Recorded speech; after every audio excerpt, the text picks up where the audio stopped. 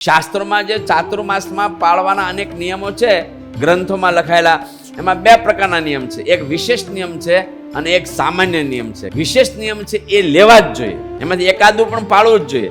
અને જે સામાન્ય નિયમ છે એ ફરજિયાત હોતા નથી. જેમ કે જે ભગવાનના સંબંધવાળા નિયમ છે એને મહારાજે વિશેષ નિયમ તરીકે સ્વીકાર્યા છે. જેમાં ભગવાનનો કોન્ટેક્ટ છે, જેમાં ભગવાનનો સંબંધ છે, એવા જે નિયમ છે એને વિશેષ કીધા. અને વ્રત તપાદિકના જે નિયમ છે એને સામાન્ય કીધા મહારાજે. દંડવટ કરવા, કોને દંડવટ કરીએ છીએ? ભગવાનને કરીએ છીએ. પ્રદક્ષિણા કરવી, કોને કરીએ છીએ? મહાપૂજા કરીએ છીએ. કોની કરીએ છીએ? એ વિશેષ નિયમ થયું. શું થયું? વિશેષ. પરંતુ શ્રાવણ મહિનામાં શાક ના ખાવું એ પણ એક નિયમ છે કે વ્રત કરવા, તપ કરવા, ચાંદ્રાયણ કરવું, ધારણા પરના, એને સામાન્ય નિયમમાં લીધા છે. જેની શક્તિ હોય એ કરે અને ન શક્તિ હોય એ ના કરે. જે ભગત સંબંધી નિયમ છે એટલે એ નિયમ તો આપણે પાળવા જ જોઈએ.